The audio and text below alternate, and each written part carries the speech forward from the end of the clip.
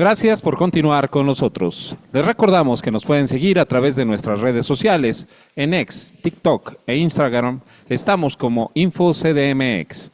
En Facebook nos encuentran como InfoCDMX. Damos paso a la mesa 3, Verdad, Justicia y Memoria. Las garantías de reparación y no repetición en México.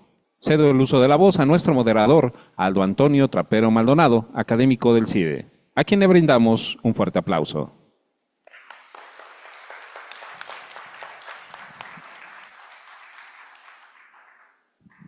Buenas tardes a todos y todas. Qué gusto saludarles a los que se encuentran de manera sincrónica, de manera presencial aquí en esta institución de tanta historia y, como bien dice el título, de tanta memoria. Y pues el día de hoy justamente me toca moderar la última mesa con la que pues vamos a dar el cierre a este gran foro y justamente la mesa 3 denominada Verdad, Justicia y Memoria, las garantías de reparación y no repetición en México. Y para eso me permito explicar de manera sencilla cómo estará para nuestros panelistas justamente la distribución de los tiempos. Comentarles que van a contar cada uno de ustedes con 10 minutos iniciales para poder hacer su reflexión inicial. Yo voy a ir, los presento, voy a ir pasando, se va a pasar su semblanza, por lo cual no voy a explicarla. Y posteriormente, al concluir esta ronda, yo haré ciertas precisiones respecto de lo que ustedes han señalado. Y posteriormente continuamos y vuelvo a hacer y tomar el uso de la palabra. Solo para poder abrir, antes de pasarle la voz a nuestro primer panelista, al licenciado Mateo Mancilla, quiero recordar que no es posible construir una sociedad de derechos, no es posible construir una sociedad, una comunidad, un espacio pacífico si no existe un respeto a la dignidad y un ejercicio pleno a los derechos humanos. Y cuando hay una violación a los mismos, siempre es necesario contar con esta triada que varios han señalado, prosocial, que es la memoria, la justicia, la verdad, que van concatenados para poder posteriormente sanar, restaurar. Bien lo señalan las premisas de la justicia restaurativa en los procesos también de justicia transicional. Y es lo que se ha abordado y vamos a continuar abordando. Y para eso cedo el uso de la voz al primer panelista y un querido amigo, Mateo Mancilla Moya.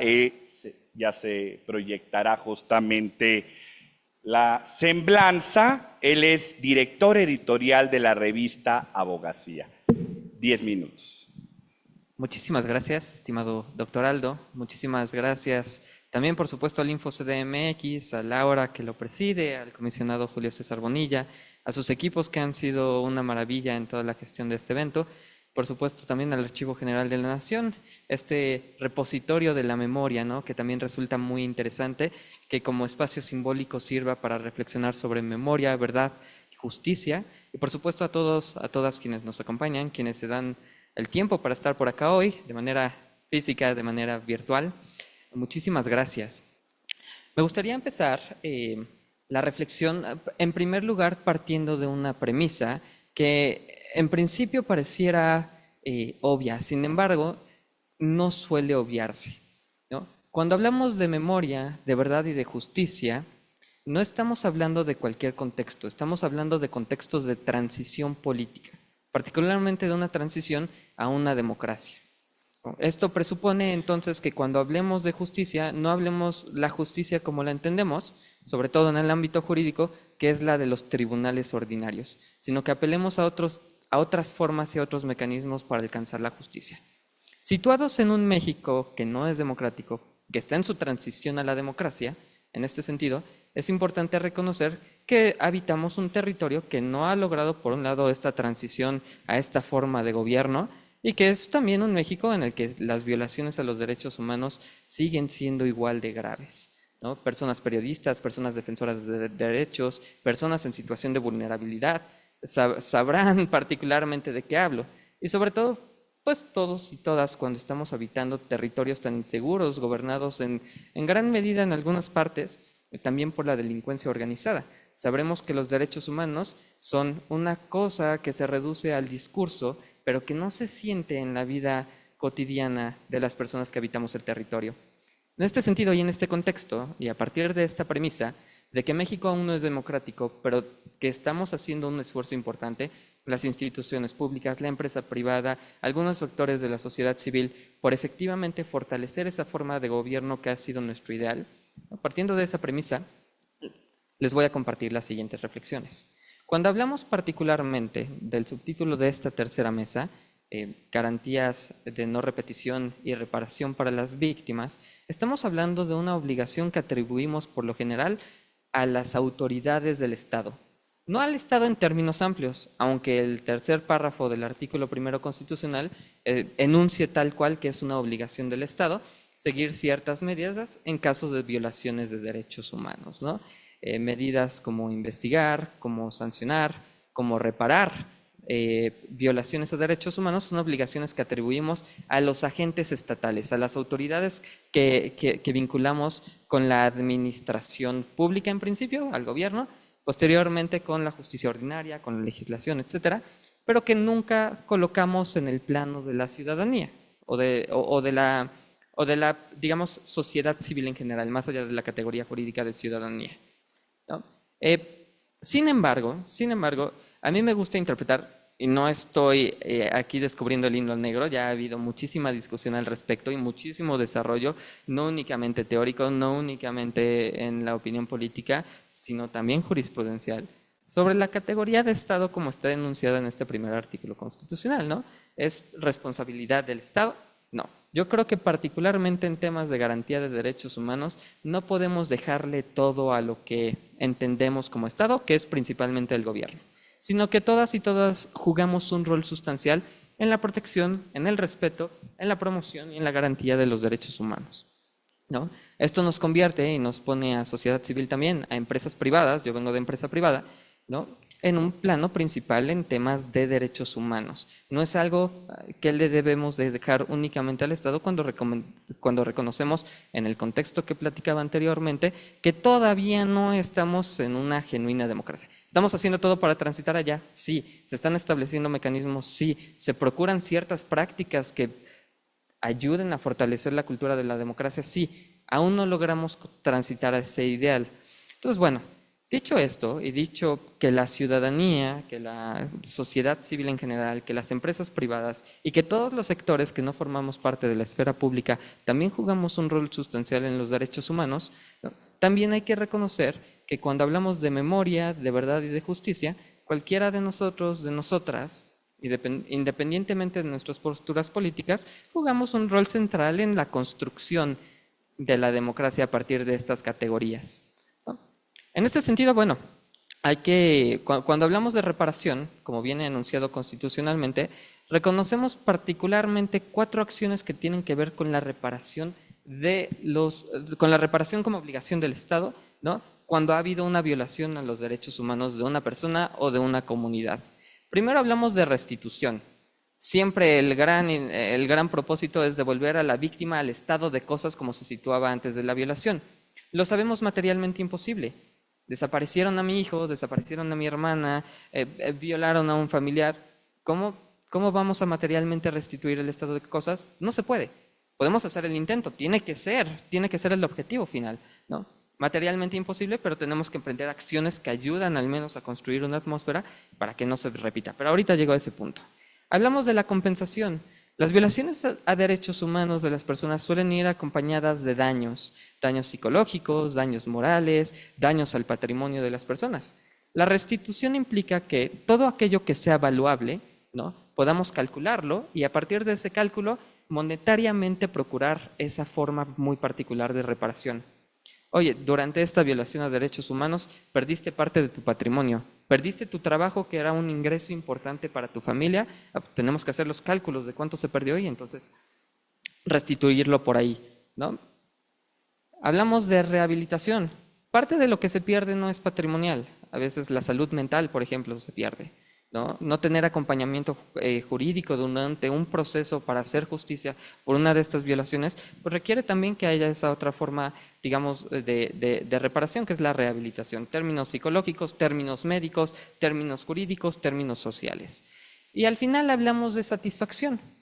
La satisfacción, voy a entrecomillar acá, ¿no? Y quiero leer esta definición, es lo que nos va a dar paso al entendimiento de lo que es la garantía de no repetición. Cese a violaciones continuas, búsqueda de verdad, sanciones, memoriales, conmemoración.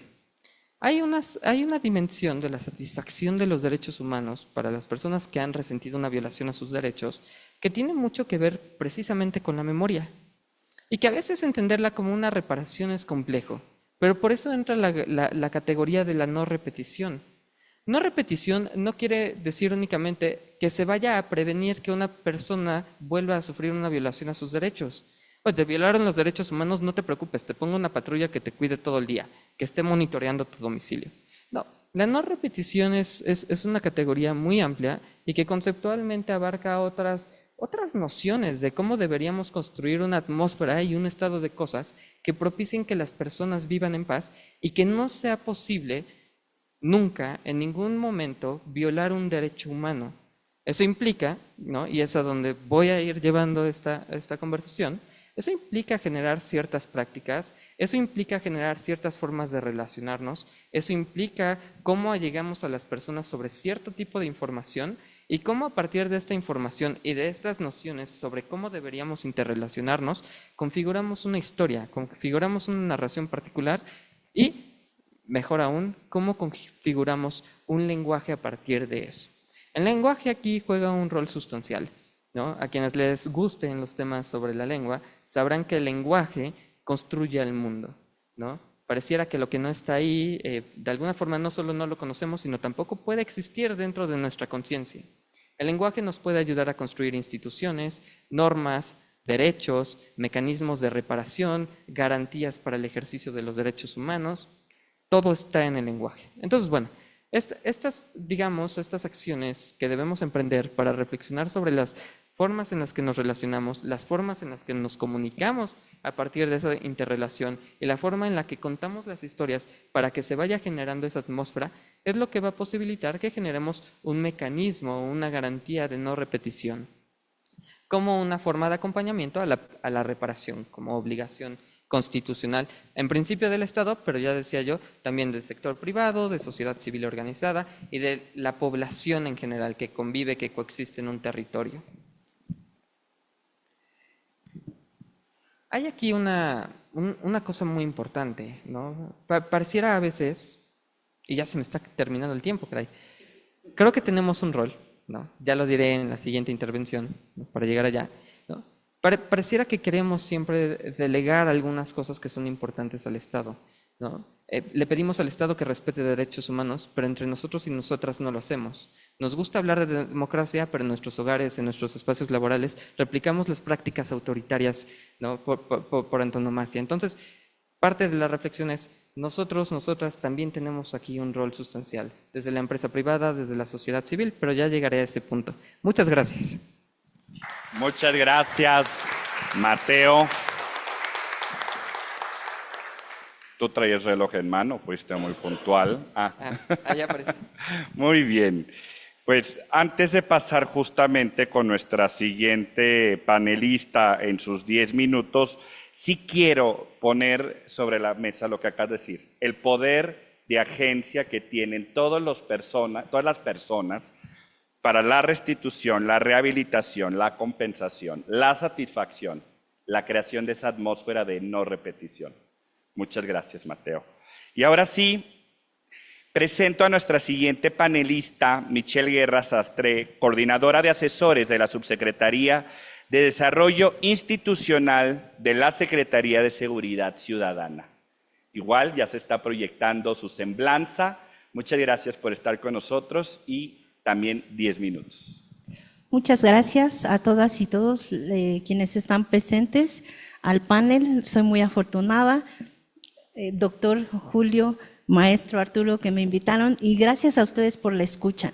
Yo quiero compartirles que llevo algunos años ya haciendo investigación sobre reparación del daño y que el objetivo siempre ha sido combinar lo que se hace desde la academia y bajarlas a las instituciones públicas, es decir, que tiene que haber una congruencia en lo que también, lo que decía quienes estuvieron en la mesa pasada, el magistrado Irving, ¿no? Cómo todo tiene que estar relacionado con la ética. Un poco Julio también es académico y también lo aterrizamos, buscamos que esto sea operativo en las instituciones públicas. Entonces, yo traje por ahí una presentación que son solamente algunas laminitas y que yo intentaré hacer de la manera más sencilla.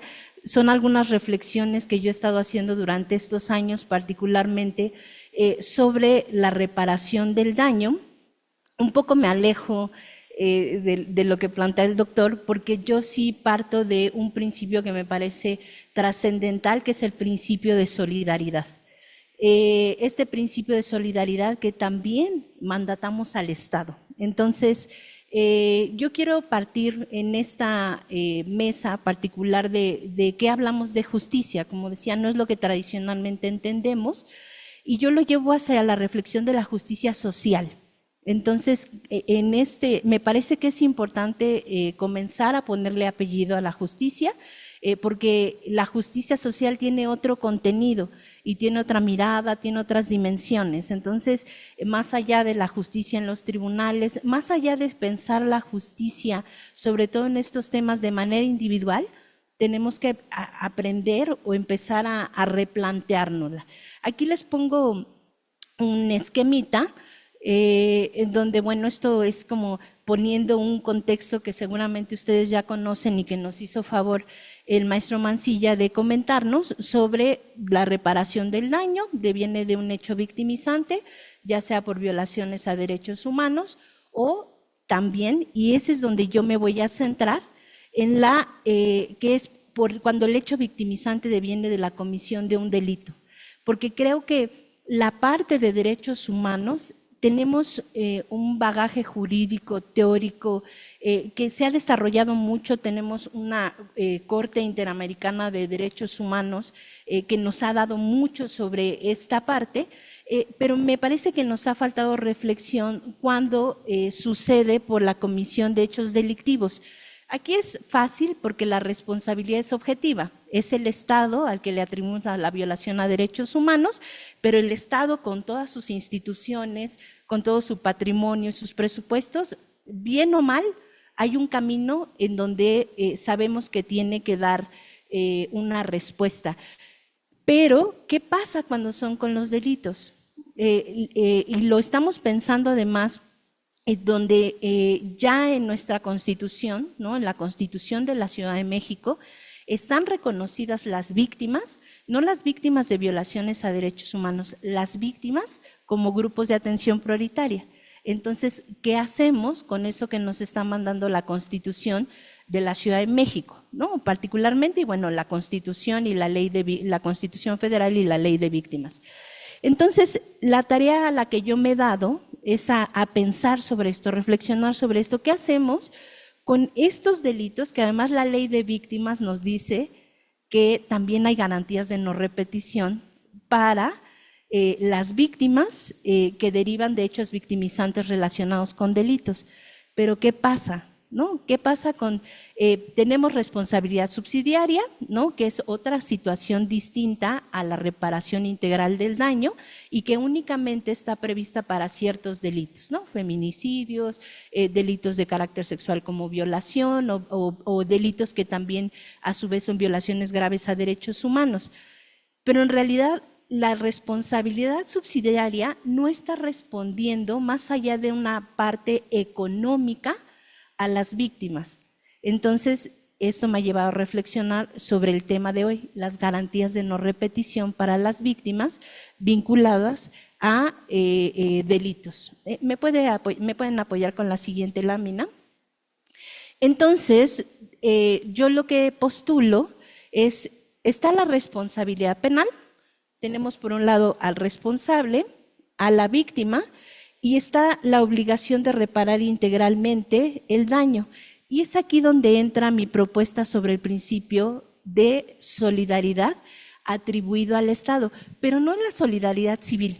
Estoy hablando del principio ético de solidaridad, ese que mandata al Estado a responder por la sociedad, particularmente por grupos que están en una situación de desventaja por las condiciones, y que finalmente sobre ellas, particularmente las del delito, es sobre las que ha recaído, además del delito, toda la carga institucional de violencias, y que finalmente, aunque puedan tener una sanción en materia penal, grandes, ¿no? 50 años, 60 años, no hay reparación integral.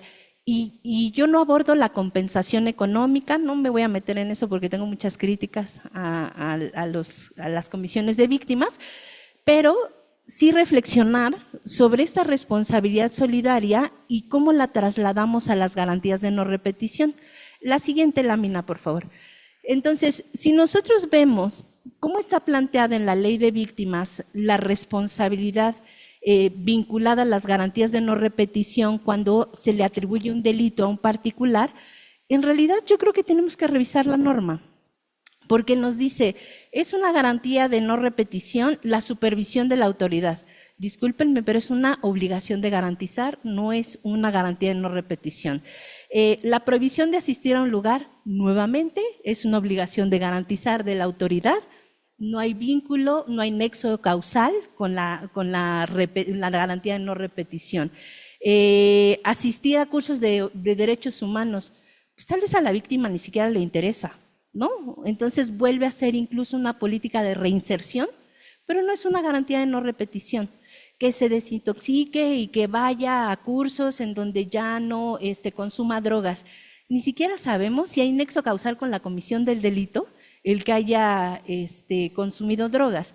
Entonces, ¿qué hacemos con estas garantías de no repetición? Yo lo que propongo es que si lo pensamos en términos de solidaridad, entonces tendríamos que crear un mecanismo en donde se puede operar no desde el caso individual, sino desde este caso individual hacia lo colectivo, para ver cómo estas instituciones del Estado, ¿no? Como son las jurisdiccionales o las ministeriales que resuelven estos casos de derecho penal, cómo lo trasladamos a que haya una coordinación interinstitucional para que efectivamente se puedan generar estas garantías de no repetición. ¿De no repetición de qué? Del delito, porque entonces vamos a estudiar patrones, vamos a estudiarlo de manera estructural, de tal manera que el Estado entonces sí va a estar respondiendo de manera solidaria, no como la responsabilidad objetiva que tiene cuando hay violaciones a derechos humanos, sino de manera solidaria hacia las víctimas, ¿no? Y bueno,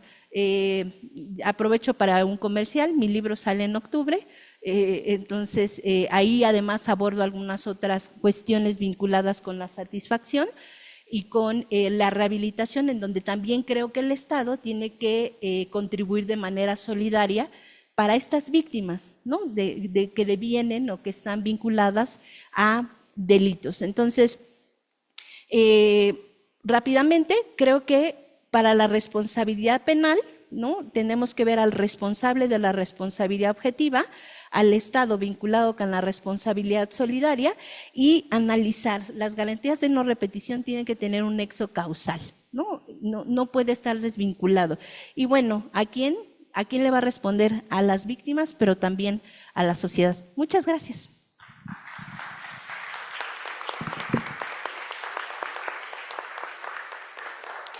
Muchas gracias, Michelle. Doctora Michelle, por lo que nos acaba de presentar, por esta nueva visión tan relevante para salir un poco de la caja cuando estamos hablando respecto a los procesos de reparación y también a dónde podemos llevar la lógica de la transición. y estoy seguro que vamos a estar muy atentos a la presentación de su libro. Bueno, ahora me permito igual presentar a quien tengo justamente a mi derecha, sí, que siempre me confundo, ¿no? A mi derecha justamente la doctora Perla Olivia Rodríguez Recendis, directora del Instituto de Investigaciones Bibliotecológicas y de la Información de la UNAM. Igual por 10 minutos. Muchas gracias, doctora. Gracias. Muchas gracias. Gracias por su presencia. Gracias a los comisionados. Gracias a Info, Ciudad de México y al Archivo General de la Nación por este espacio. Les pido que pongamos la imagen, por favor. Nuestra memoria es frágil y olvidadiza.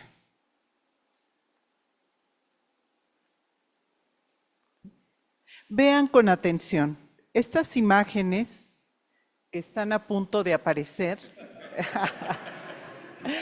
están casi a punto de aparecer este par de imágenes. ¿Sí? Así funciona la memoria, doctora. Sí, es frágil. Justo fue el punto de partida. Ahí estamos. ¿La que sigue? La siguiente, sí. Bueno, la siguiente imagen, por favor. Gracias. Bueno, esta imagen que van a ver ustedes a continuación es la recuperación de Europeana.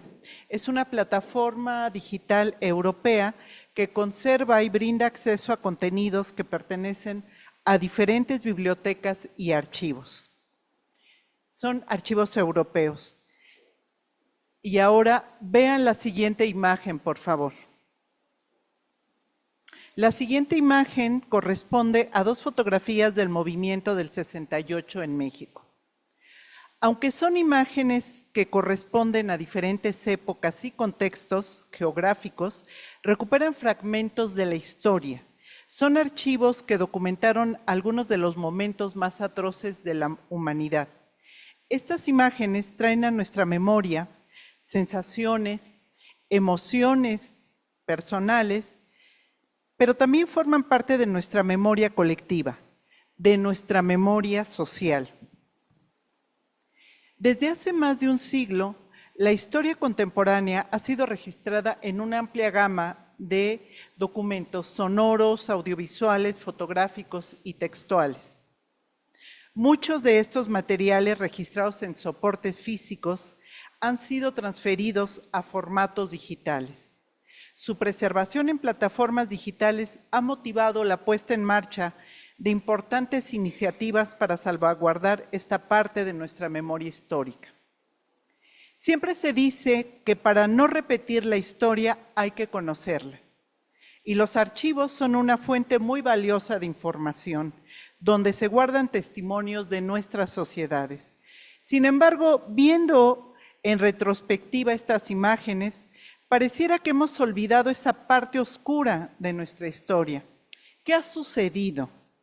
Si uno de los principios de los archivos es conservar para dar acceso, y por ello durante décadas nos hemos ocupado y preocupado por crear todas las condiciones para dar acceso a la información, ¿por qué parece que hemos olvidado las lecciones que nos ha dado la historia y estamos cayendo en una deriva que la repite aunque las evidencias históricas están en nuestros archivos?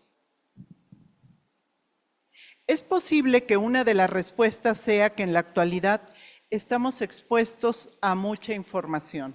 Ya pueden quitar la imagen, por favor. Nunca antes habíamos tenido acceso a tal cantidad de información. Es cierto, pero mucha de esta información es falsa o bien son verdades a medias. Por ello, una parte de nuestra percepción de la realidad está mediada por informaciones falsas. Entonces, ¿qué es lo que necesitamos hacer para no olvidar esa parte de la historia, esa parte de la memoria social que ha dañado tanto a la humanidad? Frente a este panorama, hoy más que nunca, necesitamos poner en valor la importancia de los archivos como instituciones de la memoria que protegen las evidencias de la creación científica, cultural, artística, de las disquisiciones políticas, entre otras expresiones. Es cierto que los archivos de la gestión pública son una parte esencial de todas las sociedades porque resguardan los testimonios de las decisiones de la gestión pública y son fundamentales para salvaguardar una parte de la memoria de nuestros pueblos y necesitamos preservarlos y necesitamos dar acceso a ellos para garantizar la transparencia del ejercicio de las decisiones públicas. Pero no son los únicos archivos de los que necesitamos hablar.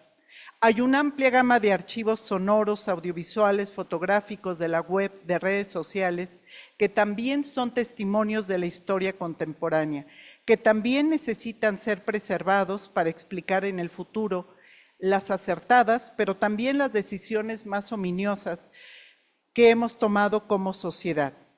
Esa tarea ya no solo conlleva poner en marcha adecuados procesos de preservación, ahora también implica discernir entre información verdadera y aquella que es falsa.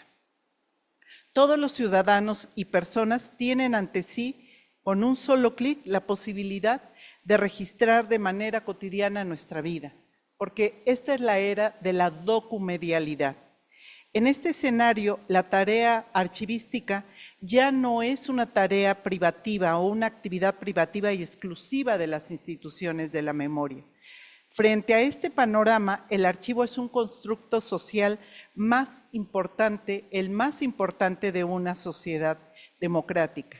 Archivar es un modo de visibilizar la verdad, de mantenerla a lo largo del tiempo, más aún en un tiempo donde priva la desinformación y las verdades a medias,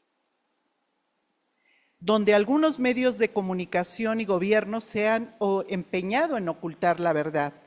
Por ello, me parece esencial que esta mesa que hoy se celebra se ocupe precisamente de sentar las bases para garantizar el derecho a la verdad, la justicia y la memoria histórica, resaltando el papel de los archivos como herramientas vivas para la justicia y para la paz social. Lo que significa que el archivo debe de ser el espacio donde se conservan los hechos históricos, donde se resguardan los documentos de las decisiones atinadas y no que cambian el rumbo del país, y donde también se resguarda la voz de las personas que han sido víctimas de alguna de las formas de violencia que aquejan a nuestro país.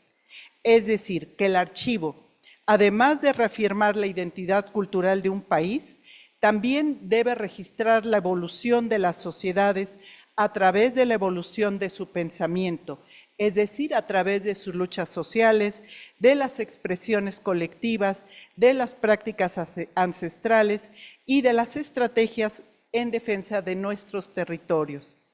Y resguardamos esta información porque el derecho a la información es en realidad un derecho a saber lo que sucedió. Las personas que han sido víctimas de una forma de violencia, las personas que han sido víctimas de las desapariciones forzadas, deben tener derecho de acceso a la información en todo momento. Y nosotros, como archivistas, como responsables de los archivos, investigadores y profesionales de la información, tenemos que preservar los documentos que ya obran en poder de nuestros archivos. Pero además debemos generar los medios para documentar la historia viva, que narra lo que sucede día a día, las manifestaciones sociales, la voz de las madres buscadoras, los hechos que nos conmueven como sociedad, las injusticias, la lucha constante por los derechos humanos. En este siglo documedial, como lo ha calificado el filósofo italiano que ha acuñado este término, a través de los nuevos medios digitales tenemos la posibilidad de documentar esta realidad. Pero no olvidemos también que la misma sociedad, a través de diferentes dispositivos tecnológicos, también está documentando la historia cotidiana y crean archivos comunitarios de organizaciones civiles y de esta forma se documenta y se resguarda para el futuro una parte de la historia registrada por los mismos ciudadanos. Hay un ejemplo que hemos hecho en el Instituto de Investigaciones Bibliotecológicas y de la Información, que en mi siguiente intervención lo compartiré con ustedes.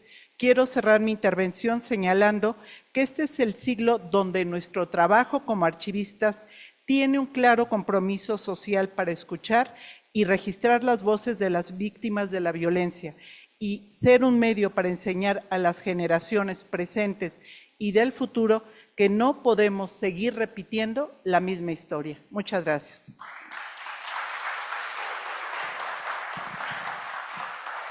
Muchas gracias, doctora Perla. Me quedo con la frase que señala: el archivo es una forma de mantener la verdad, más en una época de tanta desinformación. Quiero articular lo que han compartido los tres brevemente antes de pasar a la segunda ronda para sus conclusiones. Y para eso quiero poner sobre la mesa algo que iniciaba justamente el maestro Mancilla respecto de no es solo concentrarnos en esa obligación estatal. Todos tenemos un poder de agencia en este proceso de memoria, de verdad, de justicia y de las garantías de no repetición. Cuando hay una violación, cuando hay un hecho victimizante, ya sea por una violación de derechos humanos o como lo señala muy bien la doctora, en caso de ser víctima por un delito, lo que hay es la negación del ser. En el momento en que se comete una violación al otro, es la negación del otro, la falta del reconocimiento del otro. Y es donde nace el conflicto, en una necesidad insatisfecha. ¿Y qué es lo que busca este proceso? Macro, a través de los grandes procesos transicionales, donde tenemos un gran ejemplo colombiano, o a través de los procesos micros, reparar. Pero bien lo decían nuestros dos primeros ponentes, no una compensación, no la falacia de una reintegración o restitución, porque los conflictos, más ante una violación de derechos humanos, nos piden transformación. Y la transformación es a través del reconocimiento del otro, de su necesidad, de su daño. Y aquí es donde la justicia transicional, junta con la lógica de la justicia de la restauración o la famosa justicia restaurativa, nos debe de interpelar con preguntas distintas. La memoria de la que acaba de platicar o nos acaba de comentar la doctora Perla es la primera pregunta que cualquier víctima quiere responder. ¿Por qué? ¿Y por qué yo? Esa realmente es donde inicia el proceso real de la reparación. Y ahí se les invita a ustedes que la mayoría, creo, hemos sido, bueno, yo no creo, también víctimas de un delito, pero la mayoría lo hemos sido. Y nuestra primera pregunta es, ¿por qué yo? ¿Qué hice? ¿No? ¿Dónde nos revictimizamos? La primera pregunta que tenemos que responder para empezar a reparar, para alcanzar la verdad, para construir esa memoria, es situar a la persona enfrente, en el centro, como el verdadero protagonista que es. Así que pasamos nuevamente a la intervención con ustedes, a las reflexiones finales, por unos, yo creo, y por la relevancia en la que estamos, nos alcanza perfectamente con 5 minutos, por favor. Por favor, Mateo. De acuerdo, muchas gracias. Voy a terminar las reflexiones de la primera parte, pero también dialogando con lo que las ponentes ahora han presentado, que me parece bastante sustancial y relevante para una mesa de esta naturaleza. Cuando hablaba un poquito del papel que tenemos, sociedad civil, empresas privadas, también en el tema de la garantía en particular de los derechos humanos, no quería realmente quitarle la responsabilidad al Estado que tiene en la violación de los derechos humanos, en términos objetivos de la comisión de delitos, etcétera, sino reconocer que, y esta es la gran discusión de la que hablaba, ¿no? De lo que ya se ha desentrañado no únicamente en la doctrina, sino también en mucha jurisprudencia, es que también entre particulares podemos violar derechos humanos, ¿no? A veces y por eso también más adelante hablaba un poquito de la reconfiguración del lenguaje, no únicamente siempre hablar en términos de delitos, sino configurar un lenguaje que hable de la violación a la dignidad de la persona, del no reconocer al otro como un igual y al negar su existencia a través de la comisión de un delito o de la violación de un derecho humano. En ese estado de cosas, ¿no? En ese plano de reflexión, ¿no? Que es un poquito a donde yo quería llevar, ¿no? Pues hay que reconocer también que en términos materiales, quienes configuran las instituciones o quienes forman parte de las instituciones estatales, puede ser gobierno, puede ser el poder legislativo, puede ser el poder judicial, pueden ser los organismos constitucionales autónomos, puede ser cualquier parte de la estructura del Estado, son antes que eso personas que pertenecen a una comunidad política, ¿no? Lo mismo lo es el profesor, lo mismo lo es el papá, la mamá, el hermano, el hijo, o cualquier persona que dirige una empresa o que trabaja en una fábrica, el taxista o el señor que conduce el Uber. Todos formamos parte de esa comunidad. Las prácticas que se están dando ahí, ¿no? Y es a donde quiero también dialogar un poquito como la parte ética que mencionaron y que yo omití mencionar, pero que también me parece sustancial, es donde, digamos, que la ética que rige esas relaciones, a final de cuentas, es la misma que va a privar sobre las instituciones cuando esas mismas personas lleguen a tomar decisiones desde ahí, cuando lleguen a ser personas juzgadoras, ahora con las elecciones judiciales, cuando lleguen a legislar como personas legisladores, cuando lleguen a litigar, si son litigantes, es desde donde van a estar argumentando los derechos humanos en los tribunales, cuando sean activistas de derechos humanos. Es desde esa práctica y desde el discurso ético que encarna esa práctica, desde donde se va a seguir construyendo el tema de la garantía de los derechos humanos. Y por eso mencionaba un poquito, digamos, la congruencia que tiene que haber entre el discurso de los derechos humanos, que ojo, no es un discurso jurídico, se ha juridificado y están los derechos humanos positivados en el ordenamiento, con los catálogos de derechos humanos, con las interpretaciones sobre los alcances y las limitaciones de derechos humanos en el plano jurisdiccional, etcétera. Pero antes que ser un discurso jurídico, es un discurso ético y es un discurso político. Hay una propuesta ahí en torno a cómo proteger la dignidad de las personas en una comunidad. Hay un decir, vamos a respetarnos entre todas y todos, vamos a reconocernos los unos a los otros como seres iguales y como personas que tenemos básicamente las mismas necesidades, intereses similares y la necesidad sobre todo de vivir en paz, de vivir con respeto, de vivir con dignidad y con la posibilidad de poder satisfacer en un plano de igualdad todas nuestras necesidades. Ese es un discurso ético. Se politiza, se hegemoniza, forma parte de la estructura jurídica posteriormente. De acuerdo, pero no hay que dejar la ética de lado, siempre hay que regresar a ese lugar. Pero a partir justamente de esa ética, importa cómo configuramos nuestras relaciones también en el plano de sociedad civil y en el plano de la empresa privada y en todo lo que no sea la esfera pública, digamos. Porque a final de cuentas es cómo vamos a poder generar una garantía de no repetición, es cómo vamos a poder a partir de la materialización de ese discurso ético en la práctica, generar un estado de cosas que posibilite la convivencia en paz. Para esto, por supuesto, es importantísima la memoria, voltear a ver los archivos, recordar lo que ha pasado. Pero ojo, en contextos de la posverdad, ¿no? Donde la información está incompleta, donde no sabemos qué es real, ni siquiera tenemos tiempo para verificarlo, ¿no? Hay que saber a qué narración hacer caso. Y por eso importa a qué verdad acudimos, ¿no? Hay que voltear a ver las fotos en los archivos y todo. Pero particularmente la memoria nos dice a qué verdad acudir.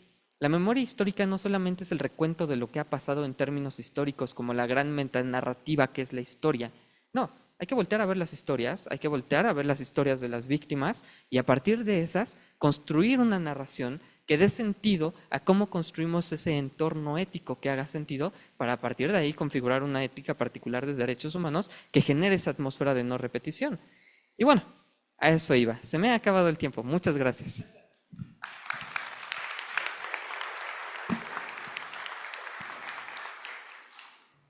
Gracias, Mateo. Nuevamente, ahora pasaremos 5 minutos con la doctora Guerra, por favor. Muchas gracias. Yo quiero empezar con, es verdad, nuestra memoria es frágil y olvidadiza y le agradecemos todo el trabajo que hace y todo el trabajo que hacen en el archivo de la UNAM y en el archivo histórico y todo, o sea, muchas veces no les damos reconocimiento y la verdad es que estamos muy agradecidos porque gracias a ustedes podemos reconstruir la memoria. Y yo quiero comentarles una experiencia. Yo trabajé durante 6 años en Fiscalía y justo en el Instituto de Formación Profesional y Estudios Superiores, que estaba bajo la coordinación de la maestra Rosario Novoa, ella comenzó la construcción de un archivo dentro del Instituto de Formación Profesional y en este archivo justo lo que se estaba proponiendo era poner a disposición de la gente los casos, ¿no? Por ejemplo, estaba el de Paco el Elegante, estaban ya en proceso el de León Trotsky, ¿no? Pero no solamente la parte de los expedientes, sino incluso estaba la ropa. Lo señalo a él porque también estuvo trabajando en el Instituto de Formación Profesional y conoce el archivo. Pero digamos, esta memoria, ¿no? Y ojalá que pudieran acercarse y retomarlo porque sería maravilloso. Claro, en los procesos judiciales hay ciertas normas que cumplirse y no todo puede ponerse a disposición de manera inmediata, pero estaba ya, por ejemplo, en lugar de que Netflix se quede con el busto de la perfilación de la Mataviejitas, ¿no? O que le llaman de la señora Barraza, pues no, que no se lo quede Netflix, ¿no? O sea, que se lo quede las instituciones. Y bueno, eso quería señalar. Y volviendo al tema de la justicia social y retomando esta justicia restaurativa que a mí me parece que todavía tenemos que seguir explorando, pero que en sí misma es bellísima, ¿no? La justicia restaurativa. Creo que puede ser una gran herramienta para comenzar a pensarlo, pero desde los delitos. No solamente Colombia tiene procesos maravillosos y que no solamente son atribuibles esta responsabilidad objetiva al Estado. Hay mucha responsabilidad subjetiva y en muchas ocasiones está el delito, pero no tenemos a quién atribuírselo. Entonces tenemos que empezar a ver cómo podemos lograr que cierren estos ciclos, ¿no? Este proceso de desvictimización y la forma de cómo construimos verdad y reparación, ¿no? A partir de pensar también o de asumir esta responsabilidad que se tiene con esta sociedad de que ya es un grupo relevante de víctimas y no, digamos, en la desaparición forzada sabemos que se le atribuye al Estado. Pero tenemos muchos otros delitos, por ejemplo, pues los delitos en razón de género y en contra de las mujeres, ¿no? ¿Cómo comenzamos a construir esta justicia, no solamente desde los tribunales, o esta idea, ¿no? De verdad y de reparación, más allá de que podamos tener una sentencia o no? Porque si no podemos tener una sentencia, entonces condenamos a las víctimas a que siempre estén buscando esta situación de justicia sin darles esta posibilidad de verdad, de reparación y de memoria. Y creo que en este punto las garantías de no repetición, en la observación de qué es lo que está sucediendo en estos delitos en lo individual, puede ser una respuesta, ¿no? Y yo lo digo particularmente en los delitos en razón de género, porque es necesario, ¿no? También específicamente voltear a ver a las víctimas, que no es una atribución directa de responsabilidad al Estado, pero en donde sí hay una responsabilidad vinculada a la obligación de protección que no se está cumpliendo. Entonces, me parece que la propuesta ya en resumen, es que creo que tenemos que seguir repensando y viendo de qué manera dialogamos, ¿no? Todas las posiciones para poder dar respuesta a un problema social. Muchas gracias.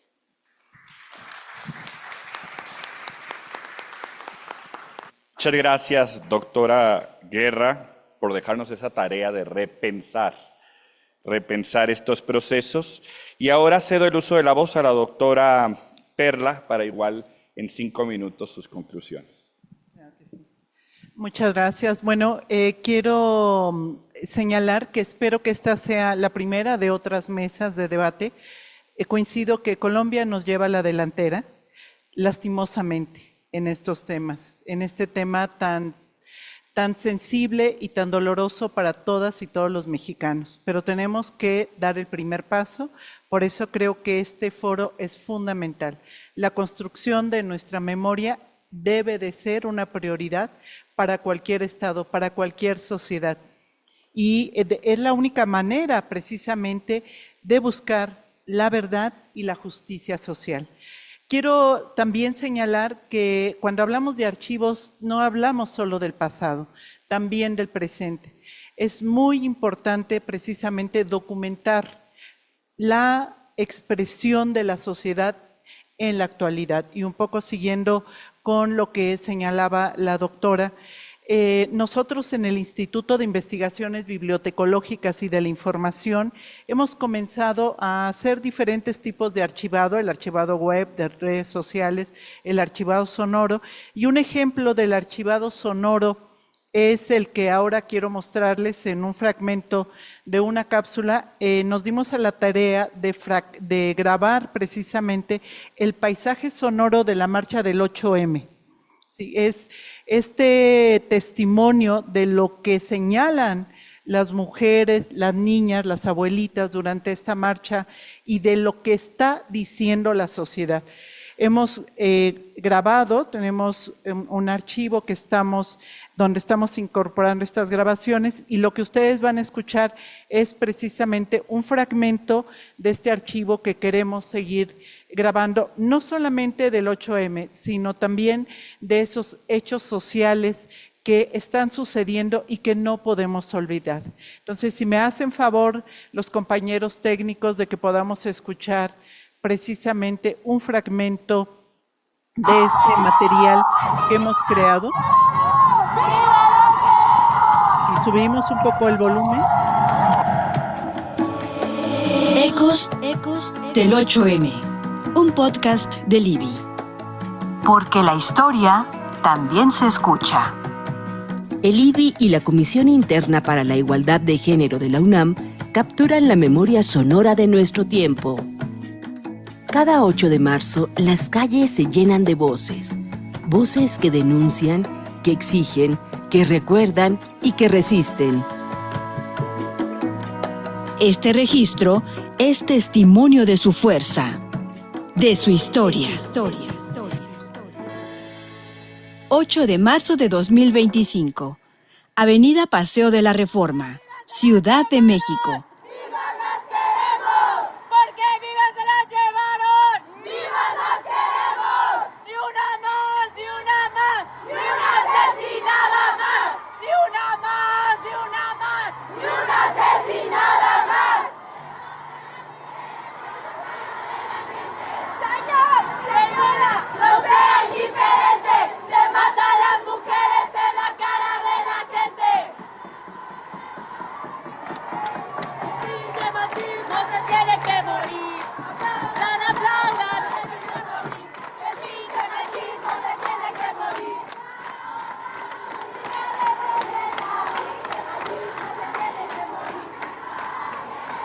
Vamos bajando, por favor. Es solo un fragmento por el tiempo que tenemos. Quiero solo llamar su atención sobre la importancia que tiene la ciudadanía.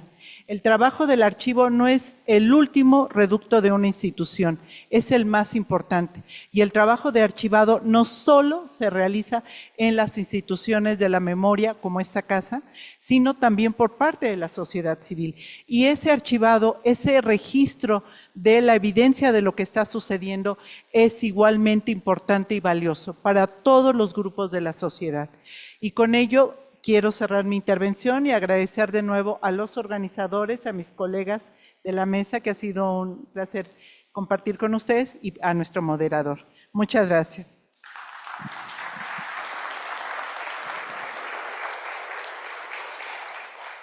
Muchas gracias, doctora Perla, por lo que nos acaba de presentar, por el audio que nos acaba de dar a escuchar.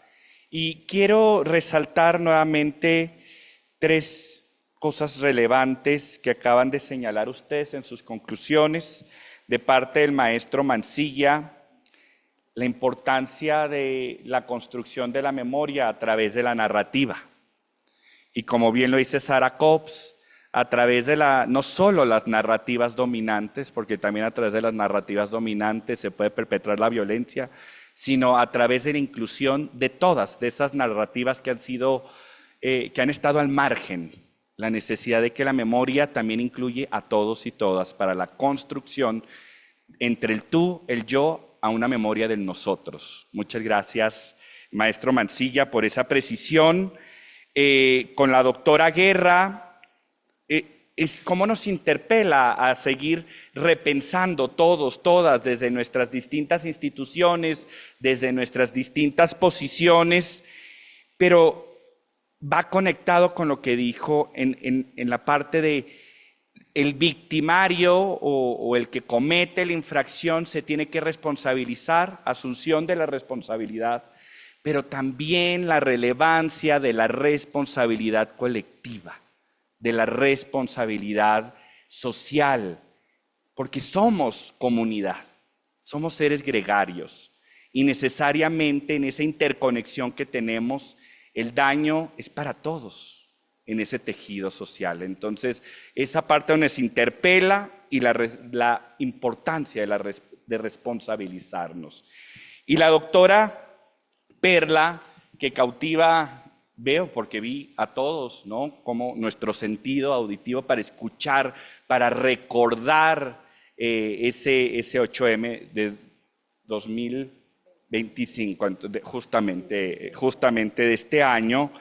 Y recordar, y ahí yo lo voy a parafrasear, el archivo no es un castigo. El archivo no es ese espacio donde se nos está castigando, donde es una tarea, donde no le encontramos sentido y es algo interminable. Al contrario, es la reconstrucción y lo que nos permite tomar conciencia. El archivo debe ser algo vivo, algo que nos mueva, algo que nos vuelva conscientes de dónde venimos, dónde estamos y hacia dónde vamos. Y con eso, justamente, retomando el nombre del foro, el nombre de la mesa, quiero recordar lo que decía una madre buscadora, Araceli Rodríguez, la que se la quieren buscar. Arita, que así la llaman, decía: necesitamos memoria, y ella está luchando en estas garantías de reparación, de no repetición, un memorial justamente en Iztapalapa donde desaparece su hijo hace 15 años.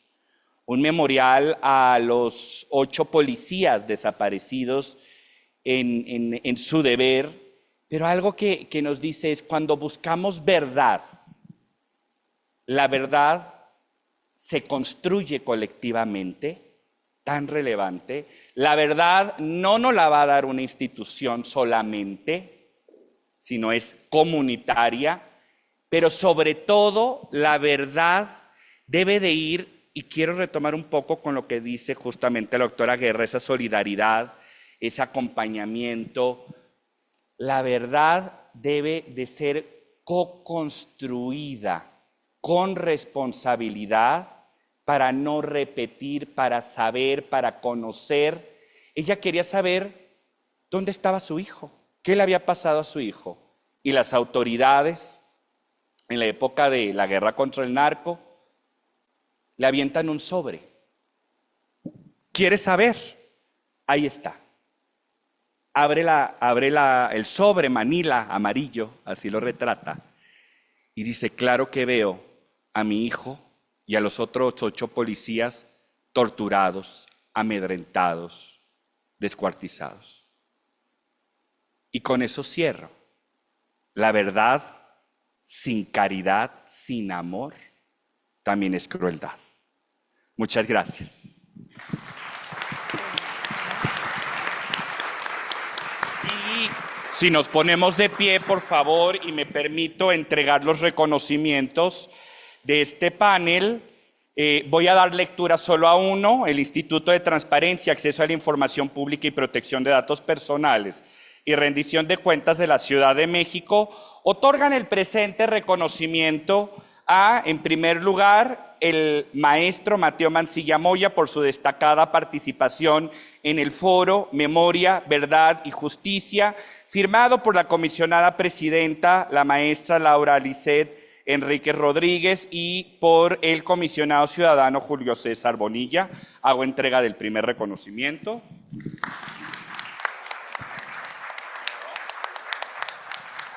En ese mismo tenor se entrega reconocimiento, igual por su destacada participación en el Foro de Memoria, Verdad y Justicia, a la doctora Michelle Guerra Sastre. Muchas gracias. Y por último, de igual forma, se entrega el reconocimiento a la doctora Perla Olivia Rodríguez Recendis, igual por su destacada participación en este foro. Muchas gracias. En protocolo pasamos a la foto, creo, oficial. A continuación se llevará a cabo la entrega del reconocimiento a nuestro moderador a manos del comisionado ciudadano Julio César Bonilla Gutiérrez. Le hacemos entrega de este reconocimiento a Aldo Antonio Trapero Maldonado. Invitamos a los integrantes del Presidium a la toma de la fotografía oficial.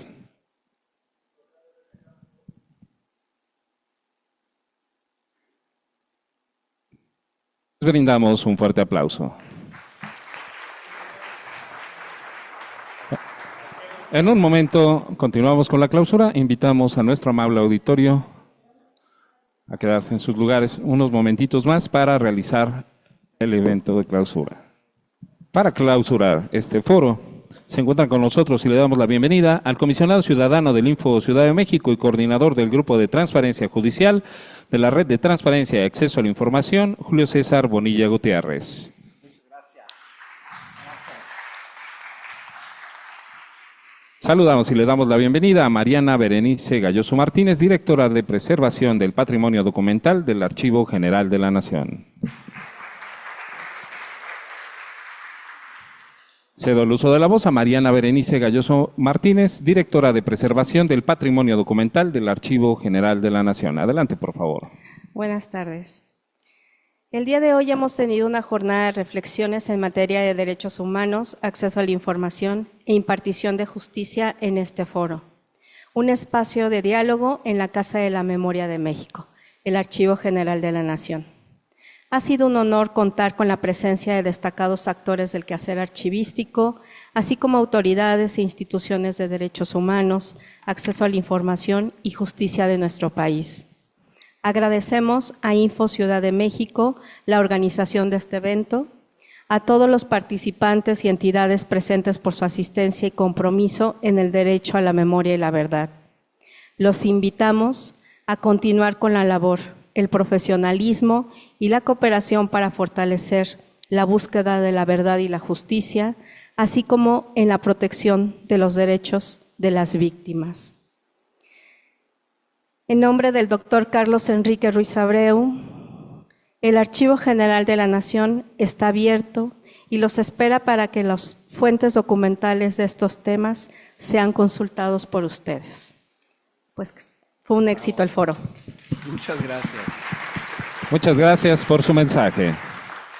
A continuación, hace uso de la voz el comisionado ciudadano del Info Ciudad de México y coordinador del Grupo de Transparencia Judicial de la Red de Transparencia y Acceso a la Información, RTA, Julio César Bonilla Gutiérrez. Adelante, comisionado, por favor. Muchísimas gracias a todas y todos por mantenerse en las mesas que abrieron un diálogo más que necesario, urgente para la República sobre estos temas tan relevantes que colocan en el centro de atención, una vez más, las relaciones indiscutibles entre el acceso a la información pública, la transparencia, la rendición de cuentas, la creación de buenos gobiernos y, naturalmente, la materia archivística. Además, qué mejor forma en esta alianza que se ha ido potencializando en el camino con el Archivo General de la Nación. Gracias, querida directora, por recibirnos en esta, que ustedes es su casa que administran, pero como bien nos dijiste, es la casa de todas y todos los mexicanos. Hace un rato estuvo con nosotros el doctor Ruiz Abreu, también por favor, dale un fuerte abrazo, agradeciéndole mucho esta alianza, esta cordialidad institucional para, insisto, colocar en el centro del debate estos temas urgentes. Gracias también a todas y todos ustedes por formar parte de este encuentro, a nuestras y nuestros panelistas que, como vieron, son auténticas autoridades en esta materia. Muchísimas gracias, de verdad. Es un compromiso del Info Ciudad de México, como ustedes saben, seguir abriendo no solamente el diálogo en términos de análisis doctrinal, histórico o cultural, incluso jurídico, sino de cómo transitar a nuestra realidad y aplicarlo de manera cotidiana para reinventarnos como instituciones y como sociedad, para generar mejores encuentros cercanos en el futuro de lo que queremos como una nación fuerte, poderosa y democrática. Así que gracias a todas y todos ustedes. Quiero de manera particular agradecer a todos los equipos de trabajo del Info Ciudad de México por su compromiso, por su convicción, por su trabajo, y de manera particular a la Dirección de Vinculación y Proyección Estratégica, encabezada por la directora Norma Damián, Angélica Damián. Entonces, vamos a seguir trabajando sobre este tema. No sé por qué le dije Norma, esa es Nora. Gracias por esta gran oportunidad a todas y todos. Vamos a seguir abriendo este tipo de espacios. Nos dimos un momento para conversar sobre proyectos que vamos a seguir realizando con el Archivo General de la Nación, así que esperen noticias muy próximas. En la mesa en la que me tocó participar ya anticipé que quizá podamos hacer algún tipo de memoria sobre este foro. Ya al menos el licenciado Encinas y el maestro Irving Espinosa dijeron que sí. Seguramente nuestros panelistas se sumarán a este esfuerzo, y nuestros queridos moderadores y moderadoras, que además son autoridades también. Muchísimas gracias de corazón a todas y todos, y que siga siendo por el beneficio de nuestra República. Un abrazo fuerte y muchas gracias.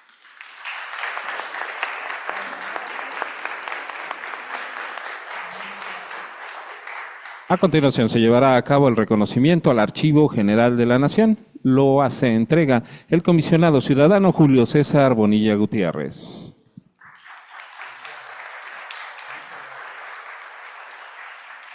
Se llevará a cabo la toma de la fotografía oficial. Les brindamos un fuerte aplauso.